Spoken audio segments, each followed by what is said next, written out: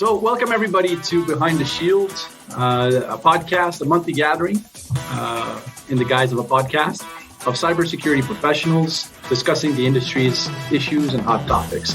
My name is Marco Estrella and I'll be today's host. I'm hoping you had the opportunity, everybody, to recharge the batteries over the holidays, spend a little bit of time with friends and family, overindulge maybe in holiday turkey and delicious foods like I did. I want to thank everybody who's listening to the podcast today for taking the time. And I think you'll be glad you did today. We have we prepared something special today. We prepared actually a year in review show, and I think it's going to be a lot of fun. If you've listened to the show before, thanks for coming back. And for those listening for the first time, just know that Behind the Shield is not a sales pitch. We're not here to sell you anything. We're just here to talk about cybersecurity issues that concern us all. And as a matter of fact, we tend to put a little bit of humor in our podcast, and we want to make it a nice, easy listening 60 minutes of enjoyment, so that you can come back and be a regular listener of the show. If you'd like to catch up on previous episodes, you can find us on Apple Podcasts, Google Podcasts, Amazon, Alexa, iHeartRadio, and wherever podcasts are offered. And all the details, you can find it at virtual.com/event. Now, because today's a special show, a year in review show, I wanted to do something a little bit extra. So I went to Costco and got myself a family-sized pack of experts, a six-pack of experts, if you will. So I brought a lot of firepower, and I'm going to introduce them to you right now. So first off, we have Patrick Naum, a Virtual Guardian CEO. Hello. We have Bob Bennett, one of Navilogic's co-founders. Good afternoon. Bill Strube, the other co-founder of Navilogic. Hello. Christopher Reynolds, partner account manager at OVH Cloud. Good afternoon. Tim Chase, Laceworks Field CISO. Good afternoon. And last but not least, Chris Vincent, Senior Vice President of Go-to-Market Strategy at Halcyon. Happy to be here, guys. Thank you, everybody, for being here. Those who listened to the show before probably recognize a few of the panelists who have generously agreed to return today. So usually it's a 30-minute hot topic segment, but not today. Today, it's the recap of 2022, and I've asked each panelist to prepare for us to bring forward the biggest cybersecurity story. Well, not necessarily the biggest, but the one that blew their mind the most or caught their attention the most, or simply the most interesting or the most fun story of 2022, according to them. It might not be the same for you, but according to these experts here. It's quite unprecedented. This is the first time that we do this, and we're even pushing it a little bit further. We want you who are listening to us live right now, the audience, to submit your favorite story, if you have one, of 2022. And at the end of the podcast, we're going to try to get to it. And I'm going to put the entire panel in the hot seat and have them comment your story live. So no pressure, guys. All right, so let's get right into it. I put all your names into a hat and I drew Bob. So Bob, you're up first. Please, what was your top cybersecurity story of 2022? All right, let's rock and roll. I know it's going to be a popcorn round today, so this is going to be kind of fun. So I think we had a lot of things to talk about last year. And for me, the story I picked was really one I think that's going to surprise people. And it's not something that's on the radar because everybody knows a lot of what we were talking about last year was ransomware, right? Well, FBI data highlighted that enterprises in aggregate are losing 51 times more money through BEC attacks, which is business email compromise, than they are through ransomware attacks. And so think on that for a minute, 51 times, because to break that story down, you've got to understand a couple things, and you've got to understand the why it's happening after you've absorbed the shock of it, of course.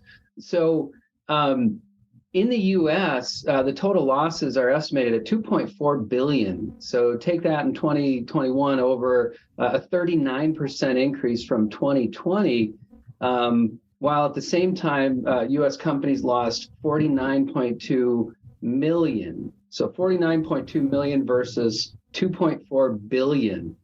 Now, when you think about how that has to add up to being more, the average cost of a ransomware attack was estimated at 2.2 million. So that doesn't add up to a lot of ransomware attacks, but we sure talk about them because of the size and the frequency. Now, keep in mind, those might be underreported as well, but 51 times more money is still a lot of money. So how does that happen when the average business email compromise attack costs $120,000? So breaking that down further to understand that a little bit more, if you look at ransomware attacks, they tended to happen to some of the larger organizations, but also the mid-size and the small as well. But they take more effort, so they're more targeted than just a business email compromise, and they're a little more complex. So on the other side of that, $120,000 per incident, is a lot smaller than the average incident, 2.2 million. So you've got to make up a lot of attacks. Well, how do you do that? It's at the level on average where it might get reported, it might not, but it also doesn't shut down a business, so it doesn't get as much attention, let's say, right? You don't hear about it as much because it may not knock you offline. You can pay it and it's a mistake and you keep going.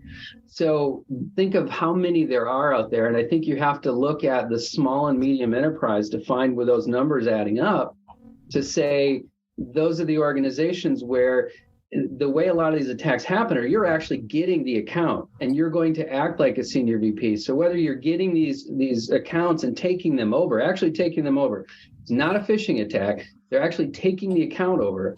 And they can see these emails and respond to them before the actual person.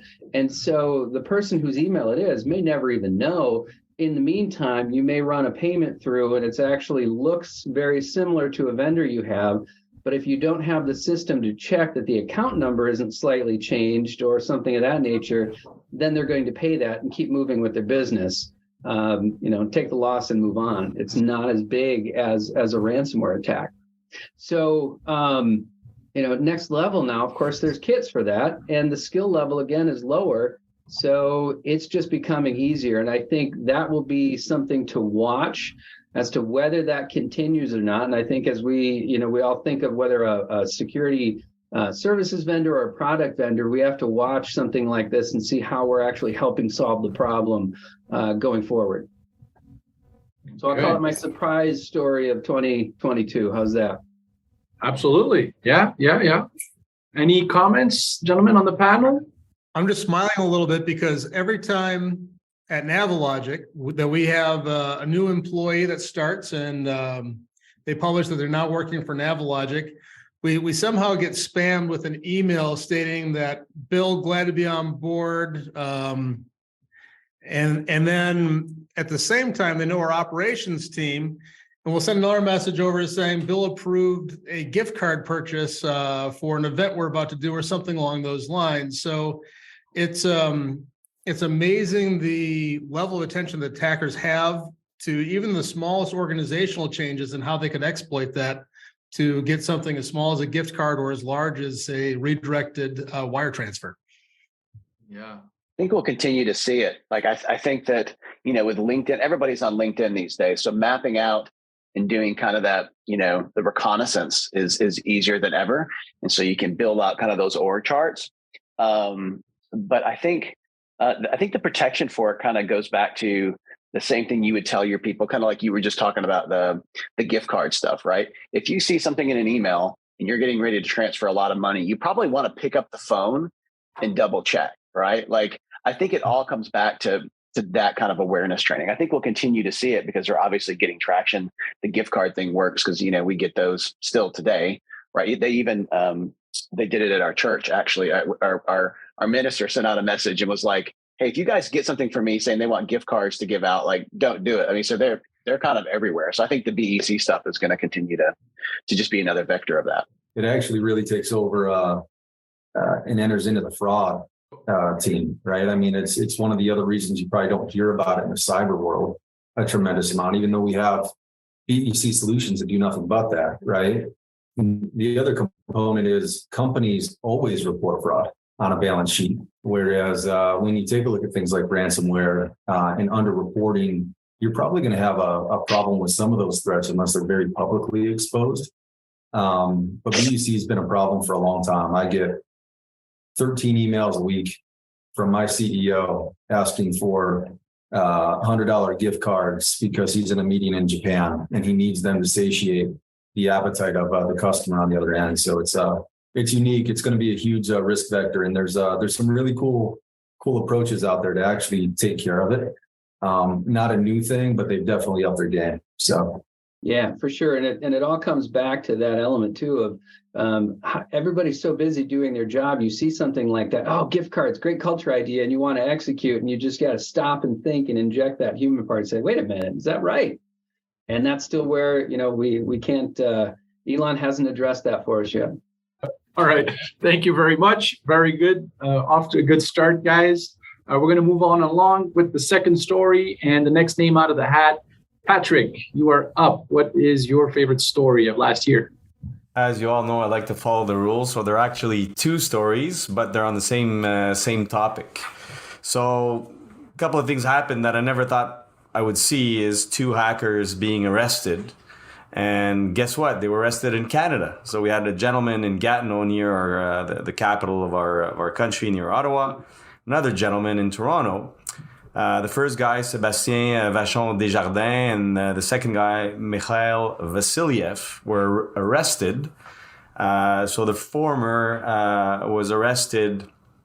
He had a record, drug dealing and whatnot, but they ended up investigating through Interpol in collaboration at an international level between the FBI, our RCMP here, and they were about to shut down some servers in Bulgaria, and they found the trace, and I'm obviously summing this up very quickly, to this gentleman, and they arrested him on multiple charges, gun charges, drug trafficking, and also in terms of ransomware attacks. He was extradited to the US in Florida, and he was just handed down. He wanted to do a plea bargain, and he actually exposed NetWalker's processes and how they work and the play-by-play of a ransomware attack. And he thought he was doing, a good deed, very collaborative, and he was still slapped with 20 years in prison because the judge decided we need to put a stop to this and show people that this has to end. Mikhail didn't get his sentence yet. He's actually in the process of getting an extradition hearing to New Jersey, the state of New Jersey. I was reading, and the penalties there were something like 5 years, and the highest amount between $250,000 and the damages. But clearly, there was a precedent set in Florida, so hopefully this guy's going to be caught. And he was behind the Lockbit attack. That's and these guys combined hurt thousands of companies, individuals, and costs. They each had, bitcoins, to the tune of between $20 and $200 million. The guy in Toronto got, he was raided. Is also raided a few months back on other charges. So he actually didn't think they would ever come back. So they caught him red-handed. He couldn't lock his station.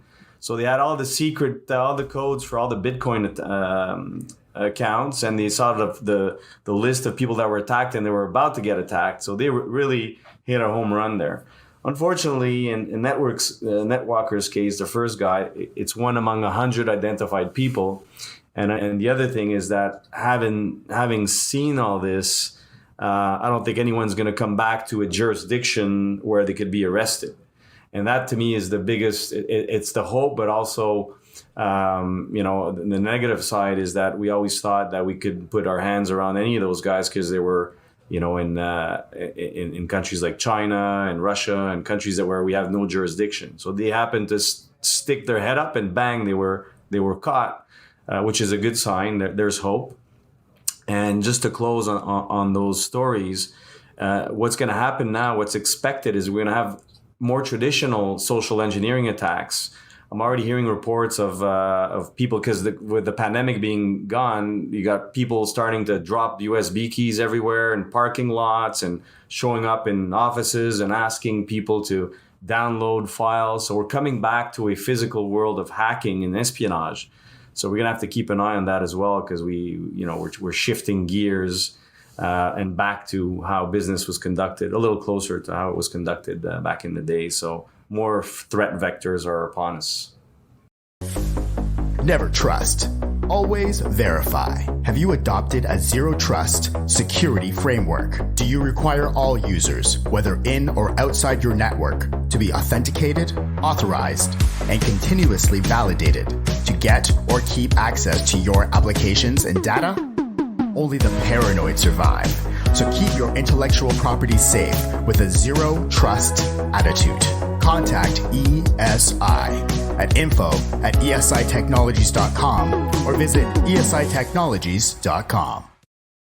I remember that story because what struck me was that the French Canadian guy, he got caught once for possession of something, and he actually managed to get his job back at the federal government. But once he was extradited to the US, it was like 20 years. So here's your job back, and over there, 20 years. I was like, okay, a little bit different. Yeah, it's unique when you start taking a look at a lot of these exposés that come out with these groups. They're a lot like splinter cells, right? Conti is a great example. We held the beginning of last year when Conti was taken down and everything was leaked by one of their affiliates. And then Conti did what anybody with unique purview does. They started a consulting business. They started teaching other people how to do it. So it's the really unique thing here is that we're in this kind of time where you have this Hydra-esque cybercrime going on, where you cut one head off and 10 more pop up. And I don't know exactly what the answer is to it, but it seems to get worse and worse every day. So not to make a dismal prediction, but it doesn't seem like cybersecurity is going away anytime soon, guys. Absolutely. All right. So that was good, Patrick. Thank you so much. Let's go on to the next panelist with his story, and it is Bill. Bill, floor is yours. Well, I'm going to start my story with kind of an interesting question. Does anyone on the panel have any food allergies? Nope. No, not me. All right. Where is this going? So where it's going is real quick. So my household has a couple different food allergies, and specifically peanut allergies. So it's pretty easy for us to go ahead and determine and look on the back of anything we purchase that we're going to consume, and it's easy to find out whether it contains peanuts or is processed in a facility that may handle peanuts. So it's pretty quick for us to determine whether or not we're going to put someone at risk or if we're actually pretty safe. And one thing that happened actually in 2021 was the White House issued Executive Order 14,028, much larger cybersecurity executive order for improving cybersecurity. But one thing that was actually added in there was something called an SBOM, or software bill of materials, where the White House is saying to manufacturers, people who produce software, please start including what is in your software, any third-party codes, because let's face it, we're all reusing code right now. Third-party and open source libraries are available to everybody, and they're being really well used. And frankly, it speeds up the development process, creates good software in a very quick timeline. So that part's really good. What's interesting, though, is we don't really always know exactly what we're purchasing or consuming when we go out and actually buy software. So the point is we need to provide better transparency, and that's why 14,028 came out, and everyone's talking about SBOM, or software bill of material compliance. You can't secure that which you do not know or cannot see. So good example of this are some of the supply chain attacks that we saw. And actually, I think SolarWinds was probably one of the big things that caused 14,028 to get passed. Subsequently, we saw Log4j come out for Java, and it became a much higher talking point. So I think we can all agree that you can't secure that which you do not know, and we should not put ourselves in harm's way if we can avoid it. The interesting thing is, initially this had a lot of discussion, a lot of talk, a lot of people saying, yep, let's go forward. This sounds like a good idea, until people started actually going through the process of trying to disclose what actually is in the software that they create. So organizations such as Amazon, Microsoft, Intel, Palo Alto Networks, they're all part of a lobby group that is now actually trying to discourage agencies from requiring SBOMs. And I think it's kind of interesting because I personally think it's because they don't want to disclose how the secret sauce, how it's made and what the ingredients are. As they start putting things together, it becomes pretty easy to start understanding, if you're using this particular library, maybe we could actually create as a competitor, something very close to it, or something that can compete on a feature by feature basis. But as a consumer, I think that we want to make sure that we stop things and are aware of when things like Log4j come up, that we can actually protect ourselves. Because personally, I don't want to wear a t-shirt that says process in a facility that may produce Log4j vulnerabilities at the next conference I go to. Very nice. Very nice. Very nice, Bill. I appreciate that. I thought S-Bomb was a Tom Jones song. I don't know. I might be confused. S-Bomb is usually what people hear me around the office if I have a bad day, but it's a little bit different. So, all right, very Marco, nice. I'm going to jump on one there. Go ahead. Quickly, Bob. Go ahead. You bet. So I know we've talked about it, and we talk about it in our third-party assessment group, and every organization we work with has to, determine this, right? Not just the agencies on the federal sides, where software is coming from. And so it was great to see that now we've got Microsoft and other organizations scanning GitHub and others. But there was an interesting stat that I think we saw too, is last year in the various public source code places that are out there, 144,000 different packages automatically uploaded and available for download as well. So that's a rat's nest that's going to be hard to untangle yet. Right. Okay. Well, thank you for that comment, Bob. Thank you, Bill, for the story. We're going to move on to Christopher. I think your story has a little bit more of an IT flavor to it. What is it? Yes, it does indeed, sir. Yeah, I wanted to talk about Ukraine's IT army, actually. Okay. That's the thing that really grabbed my attention this year. A little bit of context. Leading up to the invasion of Ukraine in 2022, Russia was already carrying out many cyber attacks, which was a continuation of operations against the Ukraine since the invasion of Crimea in 2014.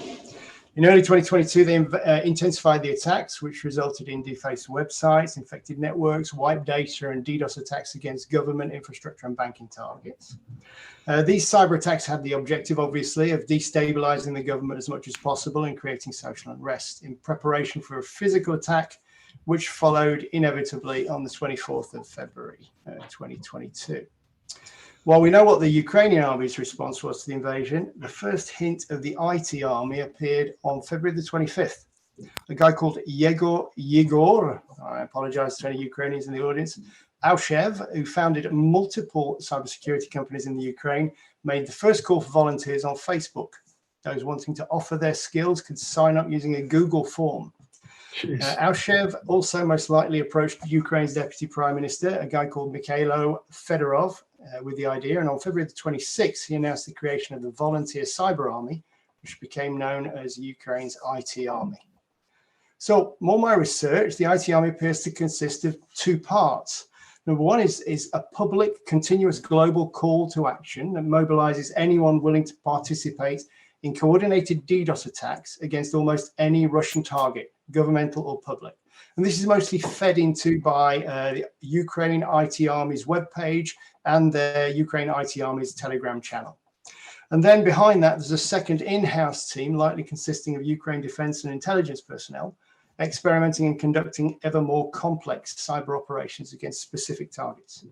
The amount of subscribers to the public Telegram channel peaked at over 300,000, but it's since dropped to just over 200,000. However, of course, it's impossible to know how many of these subscribers actually undertake activities on behalf of the IT Army of Ukraine. For the public IT Army, tasks are assigned through an IT Army of Ukraine Telegram channel, which is then reposted into many other channels. For the hacktivists there, the IT Army website offers tools that enable anyone to configure a DDoS attack that's automatically coordinated by the IT Army of Ukraine. And there are even stats to see how much data you personally are sending to the attack. So what did they achieve effectively? Well, the early tasks were requests to launch DDoS attacks against major Russian targets.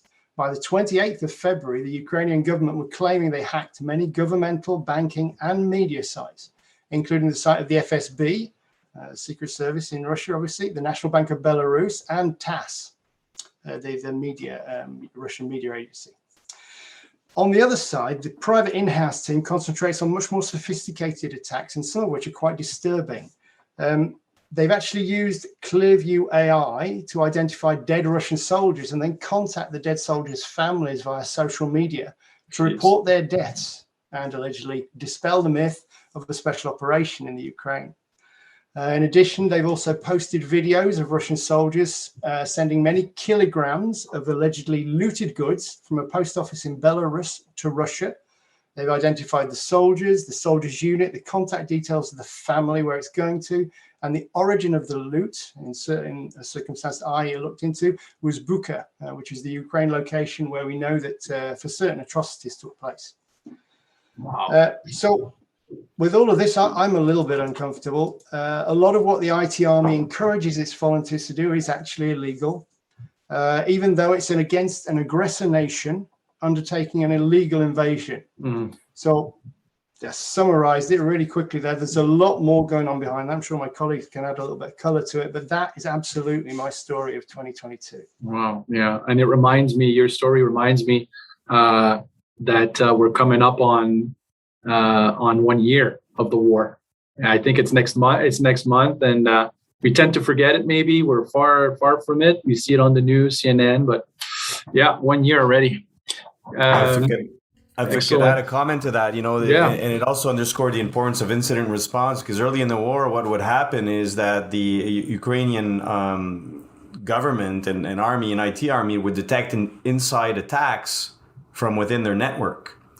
And obviously, number one, they detected them. Number two, they had to figure out where they were coming from and what was going on, because they couldn't understand until they correlated the advance of the Russian troops in the country's telecommunications firms' remote offices.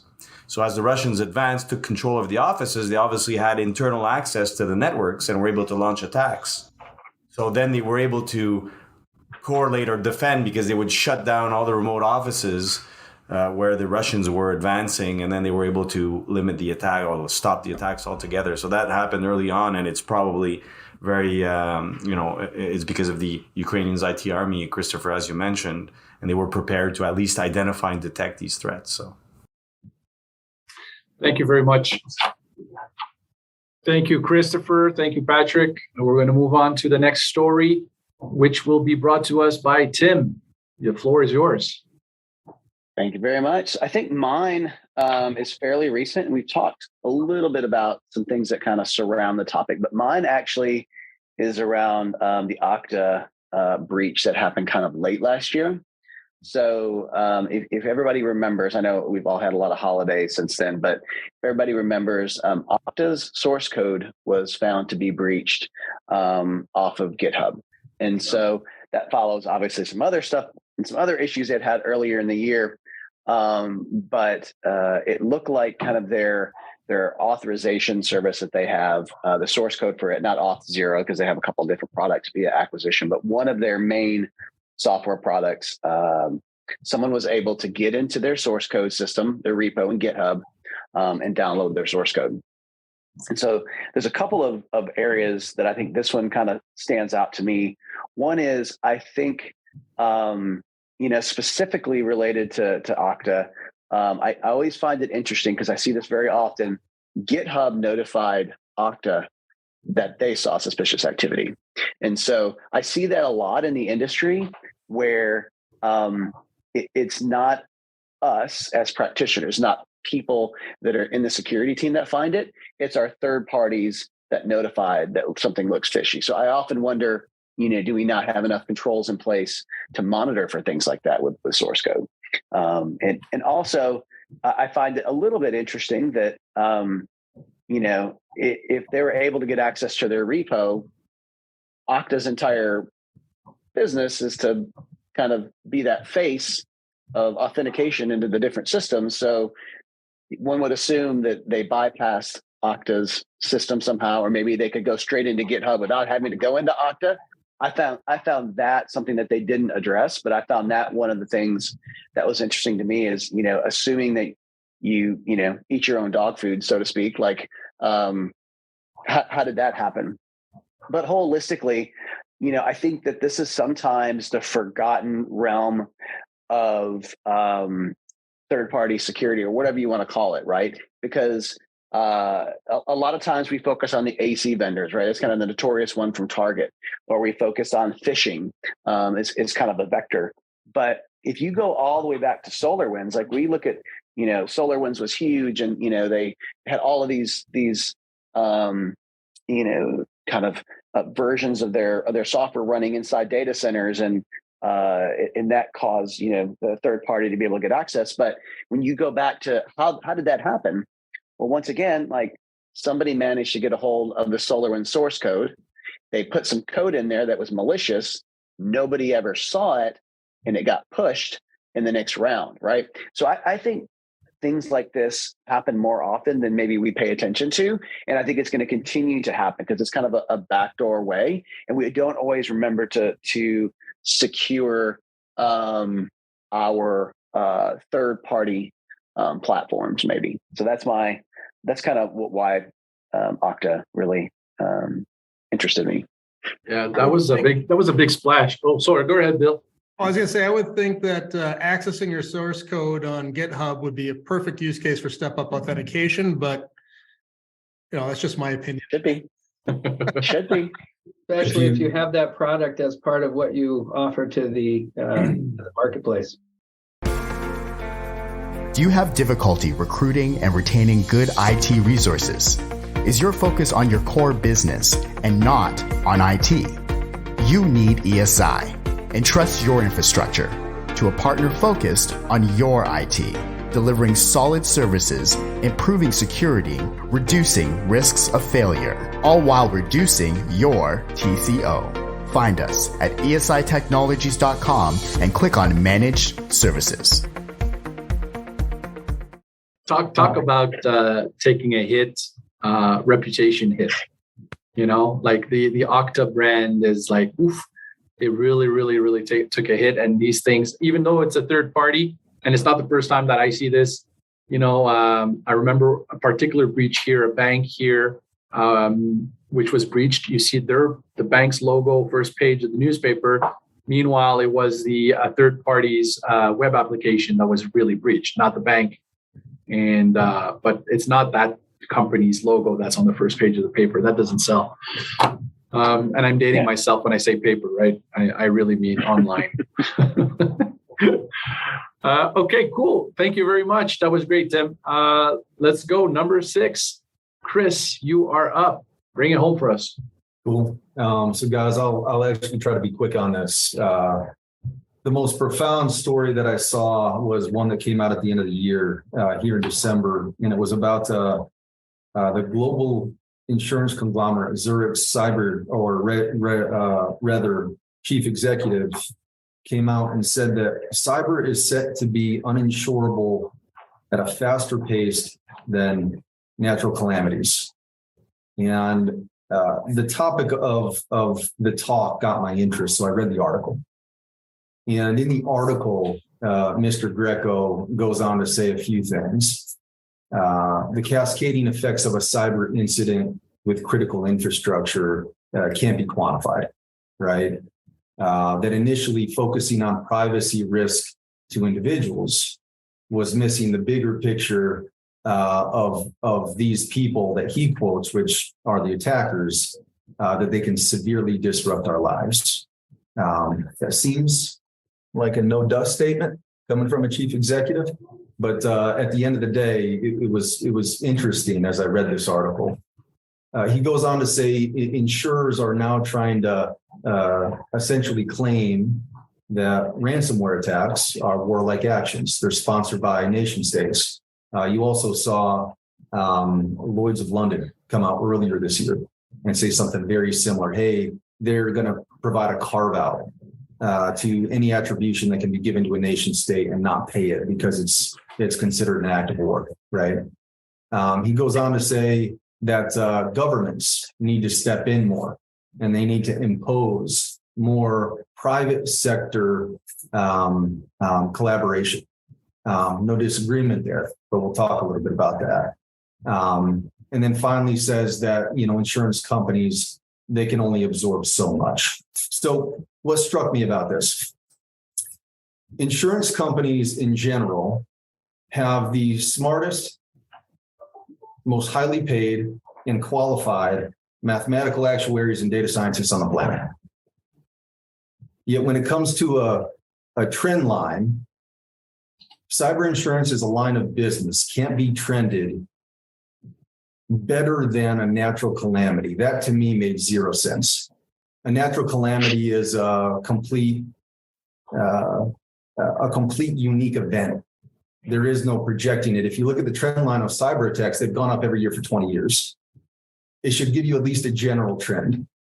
To say that the government should step in with public education, I agree with that. But I think that cyber insurers, if they're doing their debt to their customers in true spirit of collaboration, that they would actually also educate customers. Instead, what I've seen as I've talked to them, because I have this passion project with the cyber insurance industry, we're trying to help them make better recommendations, right? Better security stack recommendations. Today, what they do is they take this very generic set of things, say, this is what you need to have to be insurable. These other things will put you in a better class. And then they still raise your rates by 30%, right? I think the challenge behind this is 5 years ago when they were making a boon of money off of selling cyber insurance, everything was fine. But now that losses are north of their premium collections, meaning that they're at a total loss for the line of business, now there's a cry of foul, right? In the market in general. I think it is cyber insurers' obligation to help educate the community the same way they do with auto insurance. Take driver's education, put this stick in your car. We can see how fast you drive to see if you have good habits. There are so many basic things we can do that we just don't today. And that really struck me as something that of all the topics from last year to really hit on the biggest pain point in cybersecurity, which is insurance. And then to see that these global chiefs are starting to really try to mitigate their risk by making these very public statements about how they want to change insurability. That to me was a little crazy, but at the end of the day, we all got to work together to try to make it better. So I'll open it up to the floor. Yeah, absolutely. Any comments, guys? I was going to say real quick that the bar or the barrier to get a policy in the past was just way too low. And I'm looking forward to the days where we actually have to provide, functional programs and demonstrate those functional programs to say whether an organization is insurable or not. And that'll hopefully help the problem statement of whether or not cybersecurity is actually an insurable line of business. I'm seeing it here. Every customer I talk to, are telling us and they're showing us how prescriptive their insurance are. They're actually telling them to deploy an EDR. Before it was protect your desktop, so it's general statements, right? Have a policy, do this, do that. Now it's specific. You need a SOC, you need an incident response plan, you need an EDR. They're very, very prescriptive. Yep. And if not, and they gauge the coverage based on that and the premiums based on that, right? So we're seeing a lot of that because I don't see a world where there's going to be no cyber insurance. But those statements are to move the needle. But to your point, Chris, government has to step in, companies have to step in themselves, and there's no amount of insurance that'll cover bad behavior. So companies have to take responsibility as well, and the insurers absolutely have to educate much more. Yeah, absolutely. Well, that was great. Thank you very much, Chris, for that story, and everybody else. The last name that was in the hat, believe it or not, gentlemen, it was mine. So I'll give you my favorite story, which absolutely delighted me, even though people, might have been freaking out a little bit. And it was the Twitter blue checkmark fiasco. That story was just, it's like that Michael Jackson meme, eating popcorn. That's what it was. I like to live tweet sports, football and soccer and whatnot. And I'm on Twitter. I've been on Twitter for 10 years. And when I saw, I like all of us, when Elon Musk took over, and the sale was finalized on October 27th, to be precise. And I remember him saying, we have to make money. So he starts laying off Twitter personnel. And then a few days later, on November 1st, he says, the blue check mark, which is, for those who don't know, is the way that an account is verified, that it's truly that person behind the account, is now going to cost $8 a month. But anybody can get it. So if anybody can get it, well, you can just imagine, and for those who remember that story, all hell broke loose. So Nintendo tweeted Super Mario Brothers flipping the bird. LeBron James wanted a trade from the Lakers. Coca-Cola, this was one of my favorite. Coca-Cola promised to put cocaine back in Coke with 1,000 retweets. So that was really funny. Chiquita Banana, which also said it had overthrown the Brazilian government. That was great. So mostly harmless fun, right? But then you can turn your attention to Eli Lilly, the pharmaceutical giant, which tweeted that insulin was going to be free. And all of a sudden, their stock starts taking a hit. And it was all over the news. And, I've read a lot of articles on it. There's some of them that say it was coincidental, that the stock took a hit for other reasons than this Twitter fiasco. But I'm sure that this Twitter deal was impactful. And to me, the fact that this spoofing of, the level to which spoofing can cause this chaos, that was my favorite story of 2022. And it's, Any comments on this?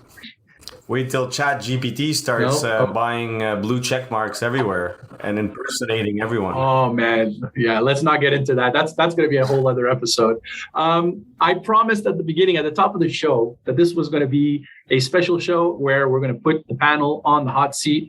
And indeed, we've got a couple of stories.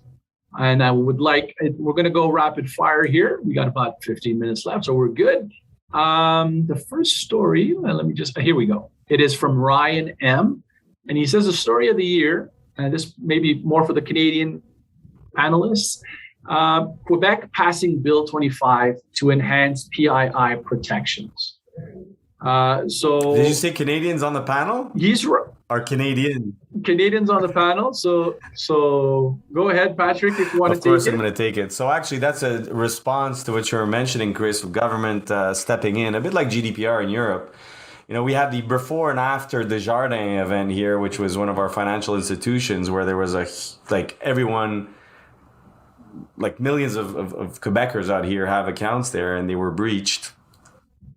The reason the breach is not relevant in this conversation, but the law was accelerated based on that to force organizations to comply in protecting PII information, in the private and public sector. So it's been in force since the fall, and people, there's a breach notification as well in the law. And guess what? The largest companies, medium-sized companies, you have reported the breaches and reported that to the overseeing organization of this law, which is the Quebec information safeguard whatever organization we have in which you need to report to.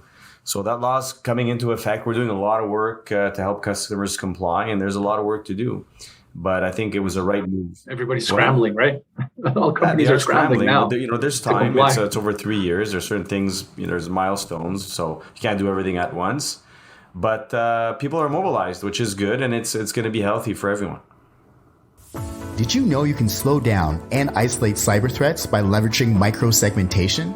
As the most certified integrator in Canada, ESI can help you define security controls for each unique segment of your network, minimizing access to cybercriminals. Contact us at info@esitechnologies.com or visit esitechnologies.com. I got another one here for the panel. There is in December, there's a ransomware guy. This one is coming from Paul. There was a ransomware gang who apologized to Toronto's Sick Children's Hospital for having ransomware them. And so they apologized and they gave him the decrypting key for free. So what do you think about that? Is that good business? Is that your opinion? There are some standards among some of these gangs, right? So that's honor amongst thieves. In some cases, right? I would say that the bigger ones that there are for sure, the bigger RAS operators. Amongst the smaller ones, it's voluminous, right? So what they have is a target list. That target list, back to Tim's topic of Okta being breached. If you look at all the software vendors where access or credentials have been breached, threat actors have a treasure trove of access and credentials to use forever, right? And I think that's the one thing a lot of people don't realize is people spend a tremendous amount of time on identity, but with legitimate access and legitimate credentials, I bypass all of your identity stack, right? In this particular case, hospital was on a list that was on their, no-fly zone, and they essentially said, "Hey, sorry, we're not in the business of ransoming, healthcare organizations." So I thought it was pretty cool. At the same time, it's that also being said, for every one of those that you get, there's 100 that you don't. So yeah. Okay. I want to slip one more. I got my manager in my ear telling me 2 stories, but there's a third one and I want to get to it, Jen. I'm sorry. Here we go. The one story. So this one comes from Jean-François. He says, the one story that I found utterly troublesome is the breach of the last password management web service. It's a password manager, for God's sakes. I'll keep it at that. I'll keep it at that. What do you guys think about a password vault being breached? They've always made me nervous. I have to be honest. Like, one place to store all of your passwords, like, that seems like it. I find it hard to believe it hasn't been breached already. But do you not use one, Tim? I do not. They're all right here. I have it in my notebook that's sitting beside my computer, right? Of course. Not really. No, I don't. Where do you live? A sticky note behind on my computer. Absolutely. In my hotel room right now. It's perfect. No, I mean, I personally don't. I know that's probably odd.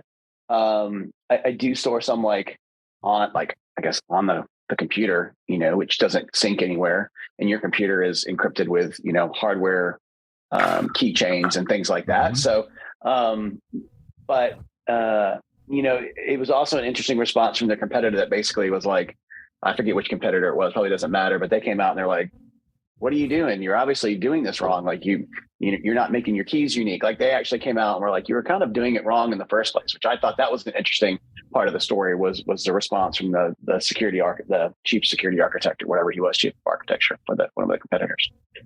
I think that's what's interesting about it, Tim. And you mentioned a couple of things there. One is the centralization of that risk, but it's sort of a misdirection because you think your master password unlocks all the other ones. Well, if I can bypass that through some other mechanism, right, whether it's bad key management or secret management or other things, it doesn't matter. And so, it is troubling. It's very troubling.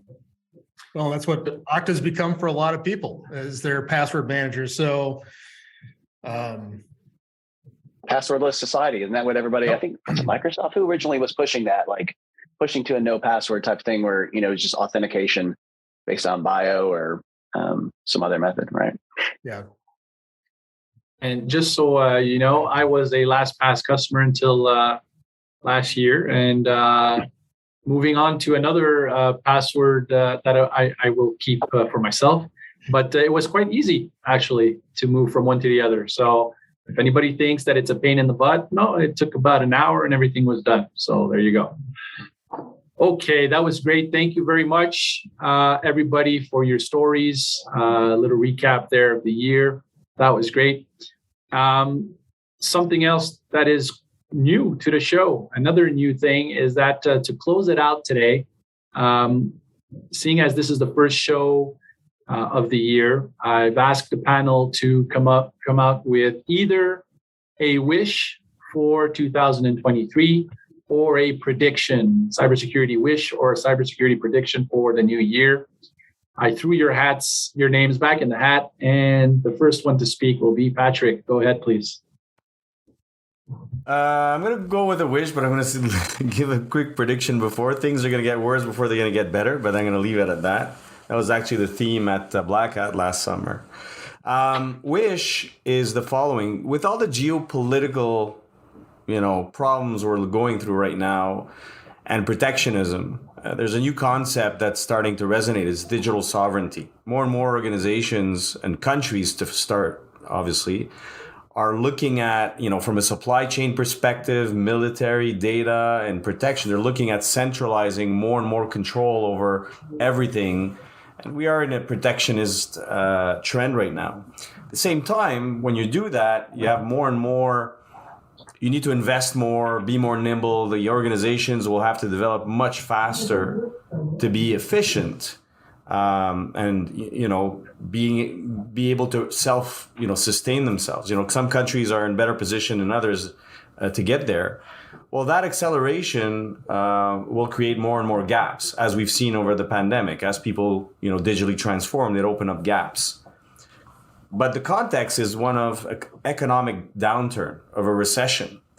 So you're going to have a situation where people may decide to invest less in cybersecurity when we all know they will need to invest more. If you have weakened companies because of the economic, context, it'll take just one security or cybersecurity incident to kill the company, what's left of it. So my wish is that we at least sustain investment in cybersecurity. I think it should increase, but at least sustain it would be my wish for in the global context of what we're seeing today. Thank you, Patrick. Christopher, your wish or your prediction? It's been more of a wish. I was kind of looking forward and seeing what's coming down the pipe that could be sort of a paradigm shift for everybody. And I think quantum computing is there. It's approaching. We can see that it has value. We can almost simulate things that it's going to be able to do. So my wish is that somebody is going to be able to use quantum computing to develop the next level of cybersecurity. And I've seen a couple of things going around, like quantum random number generation and quantum key distribution cryptography. So these are good things. I hope they're going to come down the pipe quickly, and I hope they're going to come down the pipe more quickly than the bad guys can get hold of quantum computing devices. Right. Thank you, Christopher. That was great. Bob, you're up next. All right, I'll give you a combo with a thread. So I think in looking over the course of this year and what I see happening over the course of next year, a lot of the solutions we work with are starting to actually get better and do the things we want. And I think a lot of that is going through REST APIs, being able to combine information, and merging with what we see in the AI world. I think that AI is going to start to hit those products and actually help us in security be better. Not that it's going to cover all those areas, Patrick. When you say it's going to get worse before it's going to be better, it's going to get better in some areas. But when I tie it back to the story that I brought up, we can see anomalies in what happens on our company networks. But what we can't do is to say, okay, is this vendor I'm paying, how do I know that this is, right when there's a person involved, right? We can see we pay vendors a certain way, but picking up on those changes with AI, that would be my wish. I know we've got to go one step further for that. Thank you. Thank you, Bob. Tim, you're up next. Your wish or your prediction? I'll quickly do both. I got them in my head. So my wish is that we would, as a security industry, stop doing checkbox security. That is one of my pet peeves, doing things that, meet like GRC, I think is a function of checkbox security. Like, is that really valuable to get to fill out a 200-page questionnaire before you onboard a vendor? I mean, are you doing anything? Are you mitigating risk? I don't know. So, finding ways to do actual security rather than just checking a box. And then my prediction, I think we'll see tool consolidation kind of in our industry. Everybody has seen probably over the years, I think Opta put it together. I mean, I can't remember, like the big chart of all the security tools that are out there. And then so like when people get ready to actually have a problem they need solved, like how do you actually know what to look at, right? And what do you know, what works, what doesn't, what's marketing and what's not. And so I think just kind of with our economy that we're in, with the startup market being what it is, like I think that we'll see some more tool consolidation and maybe some acquisitions and flushing out of things. Okay. Thank you. Chris, go ahead.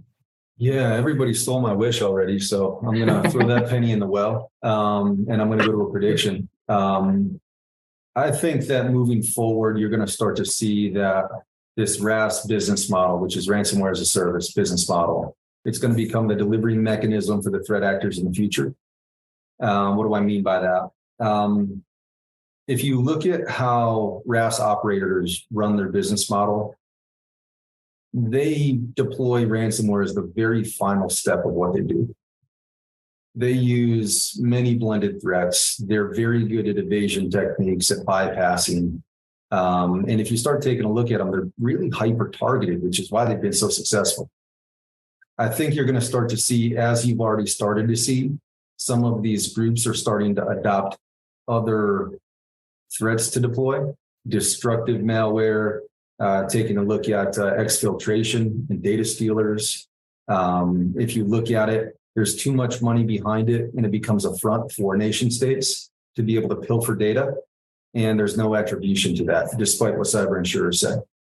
So when you start taking a look at it, you'll still have these voluminous based attacks, but a lot of it will be nothing more than a decoy for this RAS business model, which is going to give rise to the future of all cyber threat actors. That's my prediction.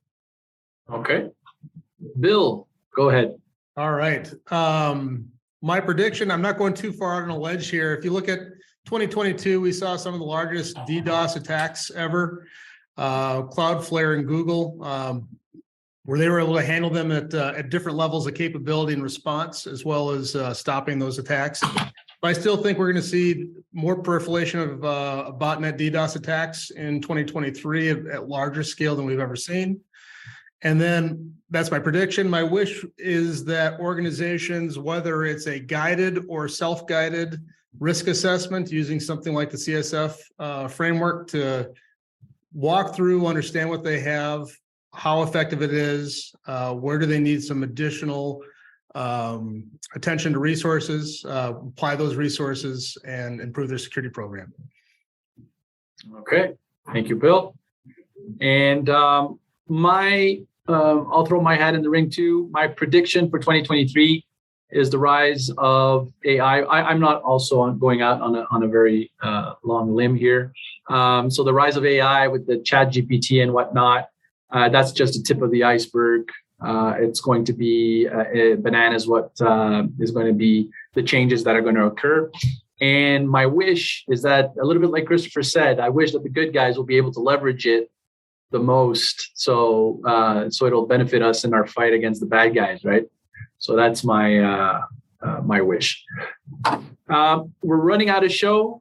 Thank you everybody for the special episode. It was really fun, and we just landed this jumbo jet on a dime, right in the nick of time. Thank you for all your comments, your insights, and to everybody listening out there. If you missed any part of today's event, the show will be made available on most popular podcast services sometime next week. So look out for that. Remember, virtualguardian.com/event for all those details. And finally, before I sign off, I just want to thank everybody. I also want to thank Jennifer behind driving the boat behind the scenes. And I hope everybody found the last 60 minutes entertaining. And we'll see you again next month when we will have Abnormal Security. We're going to come back to our more normal format, and Abnormal Security will be our spotlight sponsor. So remember, as always, when you're behind the shield, you're ahead of the game. Take care, everybody. Thanks, everyone. Thanks, guys. Thank you.